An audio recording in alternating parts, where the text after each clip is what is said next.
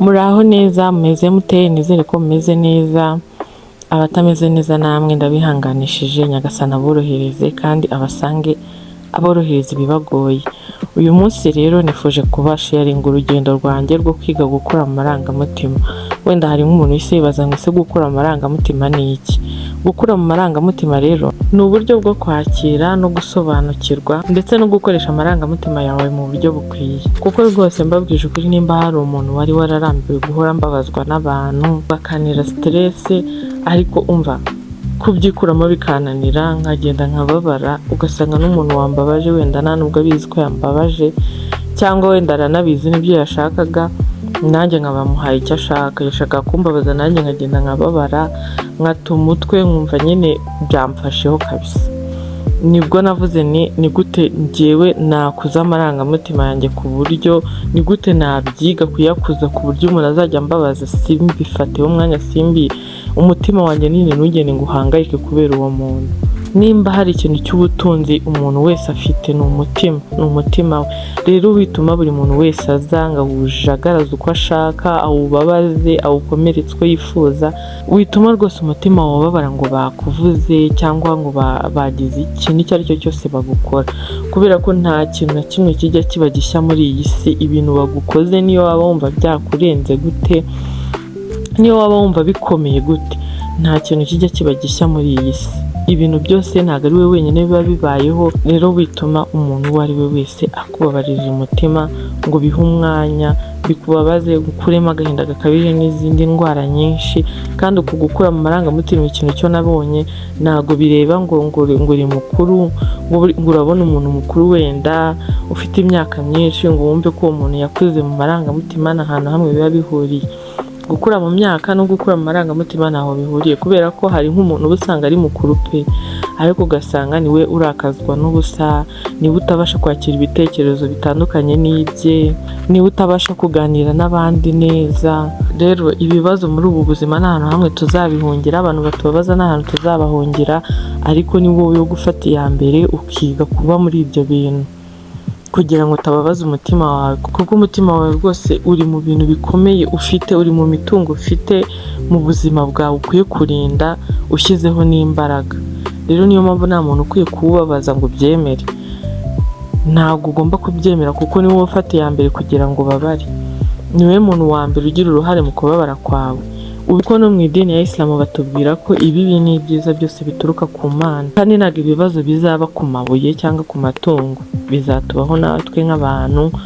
Rero nimba nta hantu wakwepera ibibazo, ugomba kwiga uko ubibamo, ugomba kwiga uko ubana n'abo bantu bakubabaza, uko ujera ku kababaro kabo.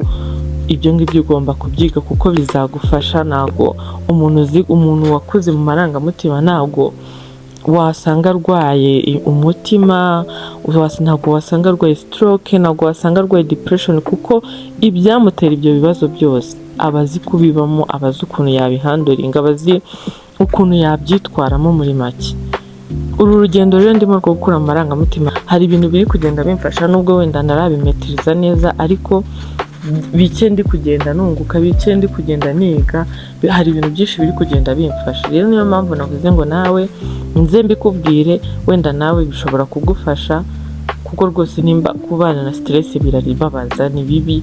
Uhora ubabaye, uhora n'umunabi, oya ni bibi pe. Niyo mpamvu navuze ngo nze mbibabwire, wenda nawe byagufasha. Kuva namenya kwiga kumva amarangamutima yanjye, nkaba naramenye no kuyagenzura, bisigaye binyorohera cyane kubana n'umuryango wanjye, kubana n'inshuti zanjye, kubana na buri muntu wese undi iruhande, kubera kumva nta muntu ukinenga ngo bipfe kumbabaza, ahubwo mbyigiraho.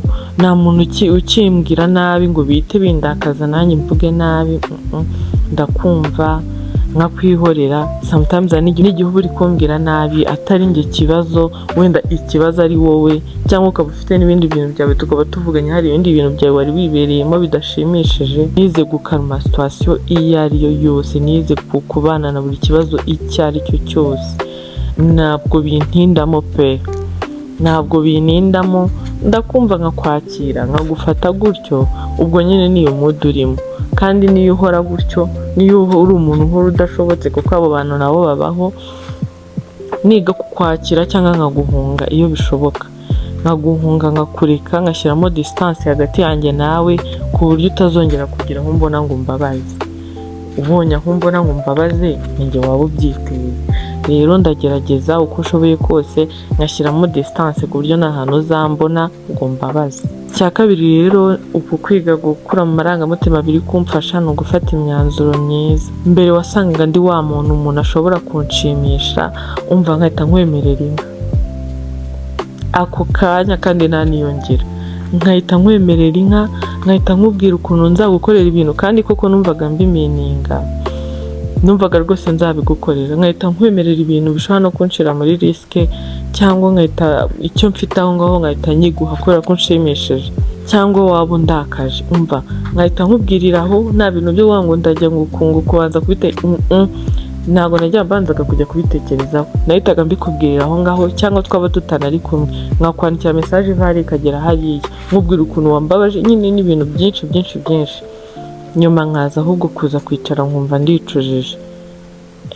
Uzi ukuntu buriya menye babaza nkaza kwicuza nabo ariko ibi bintu nabaze byari ngombwa, iyo mbimenya nkitwara gutya. Ariko reka nkubwire, maze kwiga gukura mu marangamutima, buri mwanzuro wose ngiye gufata mbanza kuwutekerezaho, nkabanza kureba ingaruka zawo mbere yo kuwufata. Nyine ibi bintu byo gukura mu marangamutima nshuti yanjye ni byiza biraruhura, nta stress ntaki, uba wumva utekanye, ibintu byose urabyakira, nyine nta stress ubana nayo, nta n'ikintu utinza mu mutima wawe iyo ari kibi, cyose kiraza ntabwo cyabura kujyamo, kiraza kikajya mu mutima wawe ariko kitagisohoka kitakivamo, ukongera ukisubira mu buzima buryoshye. Ikindi kintu rero uku gukura mu marangamutima byanyigishije, nize kugira amahoro yo mu mutima, nize kwiyakira ukundi, ntabwo nyibabazwa n'abantu bavuze. Kuvuga icyambabaza nuko waza ukankubita, ariko kuvuga gusa ntabwo rwose ibyo ngibyo nyibiha umwanya. Nize ko ibintu byose bidashobora gukemukira rimwe, uyu munsi bimwe birakemuka ejo ibindi bikanga. Icyo nacyo ni ikintu nacyo kuva natangira kwiga gukura mu marangamutima nize, ntabwo ibintu byose rwose bikemukira rimwe. Uyu munsi ushobora kuba ufite ibibazo bitatu, uyu munsi bikanga byose bikanga gukemuka, ariko ejo ugasanga hakemutse kimwe, ibindi birasigaye, n'ibindi bizagenda bikemuka buhoro buhoro. Hari ibintu 7 byanyeretse ko ntari kuruhira ubusa imbaraga zose nashyiragamo ngo ndebe ko nakura mu marangamutima. Nawe ibi bimenyetso nubyibonaho umenye ko nawe uri kugenda ukura mu marangamutima. Ikimenyetso rero cya mbere cyabinyeretse ko nshaka kubona ndi gukura mu marangamutima nuko nari nsigaye nzi kwemera amakosa yanjye. Sinkubeshye, mbere nari umuntu uhora ushaka kwisobanura, nimba nkoze ikosa ngashaka kurivugaho, ngashaka kuryisobanura, cyangwa rimwe na rimwe ngashaka no kuryikuraho nkarishyira ku bandi. Ariko ngitangira kwiga gukura mu marangamutima ntabwo bikingora kwemera ikosa ryanjye ndetse no kuryigiraho, ntabwo rwose bikiri ibintu bikingoye. Iki rero ni kimwe mu bintu byanyeretse ko amarangamutima yanjye hari ikintu ari kwiga, hari ikintu ari kwitoza. Icya kabiri rero cyanyeretse ko ndi kwiga gukura amarangamutima, ntabwo nyirwanira gukundwa na buri wese. Ko reka mbabazi ko bajya batubwira ngo na Yesu yaraje hano ku isi ntiyakundwa na buri wese, wowe urinde kugira ngo ukundwe na buri muntu wese. Ntabwo bishoboka, bamwe bazagukunda abandi ntibagukunde. Uko ni ukuri, niko bimeze, nta nicyo uzabihinduraho. Rero nuharanira kugira ngo buri muntu wese agukunde, uzaba ugiye kwibabaza kandi nta nubwo bizashoboka. N'ababeshye pe, mbere nari umuntu ukora ibishoboka n'ibidashoboka kugira ngo abantu batambona nabi, ugasanga ndi kwigomwa ibintu nari gukora binamfitiye inyungu, wenda nkajya gukora ibitamfitiye inyungu kugira ngo umuntu atambona nabi. Ariko nasobanukiwe neza ko utakundwa na buri muntu wese, nta muntu n'umwe wo gukundwa na buri wese. Icyo kintu rero maze kugisobanukirwa nshuti yanjye, ukora ibyawe nta nubwo ubikireba ku bantu. Icya gatatu rero nacyo cyanyeretse ko amarangamutima yanjye hari ikintu ari kwiga, ubu nsigaye nzi kuvuga uko niyumva. Mbere umuntu yarambabazaga nkaceceka simubwire ko yambabaje, ariko ubu ngubu umuntu arambabaza nkabikubwira ukabimenya ko wambabaje kugira ngo n'undi munsi uzatinye kumbabaza. Ntibizanakorohere kandi mbikubwira mu buryo burimo icyubahiro, ntabwo nkusuzugura. Ariko uzi ko buriya iyo umuntu akubabaje ntumubwire ko yakubabaje, bimuha umurindi wo kuzongera kukubabaza n'undi munsi. rero nimba umuntu agukoreye ikintu ntikigushimishe, njyewe icyo kintu narakizi mbere, nanjye ntabwo navugaga, naricecekeraga nkakwihorera, n'ejo bundi ukazambabaza, kandi uba ufite n'uburenganzira bwo kumbabaza, uba ufite uburenganzira 100% bwo kongera ukambabaza. Ariko ubu ngubu ndakurabura, ndabikubwira nkakubwira wambabaje, kandi mu buryo burimo icyubahiro, ku buryo n'ejo uzajya kumbabaza ukatinyamo, ukabigendamo gake. Ikintu cya kane rero cyanyeretse ko amarangamutima yanjye hari ikintu ari kwiga kandi kiza kuri yo. Ubu ngubu nsigaye nzi gutega amatwi abantu. Mbere nari mbizi, iki kintu nari nyizi pe, nari nzi kumva umuntu nkaceceka nkamwumva, ariko ntabwo nari nzi icyo nzu. Ubu ngubu ntabwo nkumva gusa, ndakumva ariko nkanasobanukirwa icyo urimo kumbwira. Ibyo urimo kuvuga mba ndi kubisobanukirwa, ntabwo mba ndi kukumva gusa. Ikintu cya gatandatu rero cyanyeretse ko amarangamutima yanjye ari kwiga gukura, nuko namaze kwiyakira uko ndi. Erega reka nkubwire, reka tujye tugerageza twakire ko buri muntu wese agira igeno rye, ugatekereza uti nimba ndi muri ubu buzima, ubwo nyine ni hano nkwiye kuba ndi, wenda ukagerageza gushaka kugira ngo ubemo, ariko nta muntu urebeyeho ngo urabayeho muri ubu buzima ngo nanjye nkwiye kububamo nk'uko aburimo. No, buri muntu wese abaho ubuzima bwe, nawe rero uba ugomba kubaho ubuzima bwawe kandi ukabwishimira, ukiga kubwishimira uko bumeze kose.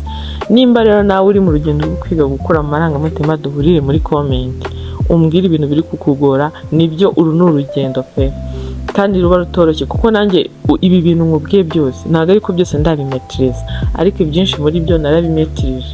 Ubu ngubu rwose nshuti, uba wumva ufite amahoro, mba numva ufite amahoro asesuye.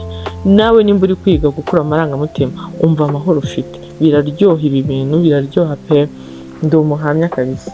Biraryoha, uba wumva utekanye, nta kintu kigustressa. Hari abantu rwose baba bastresswa n'ibintu byinshi bigiye bitandukanye, kandi nta n'ahantu wabihongera rwose.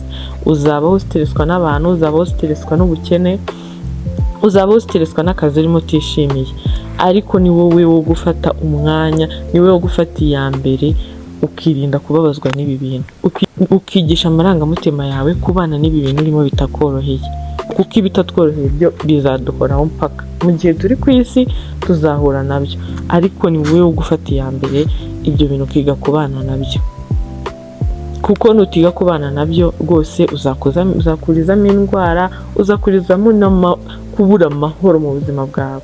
Kandi bwose nyanumva bavuga ngo kubaho ni rimwe, nimba kuba hari rimwe, kuki utagomba kubaho wishimye, ukiyima ibikubabaza byose, ukabyima umwanya muri wowe, ukabitekerezaho n'ibyo kora naho wahongera kubitekerezaho, ariko ntibigutindemo, bihite bigusohokamo, kuko ni umwanda, ni umucafu, bikuvemo rwose, ukomeze witurize, ugire amahoro. Ndabashimiye rero, nimba wankurikiye kugera hano rwose ndagushimiye cyane. Imana iguhe umugisha, kandi Imana inakorohereza ibikubabaje byose, nabigukurireho. Ngaye nguko rero, naho ubutaha mu kindi kiganiro. Murakoze cyane, ndabakunda.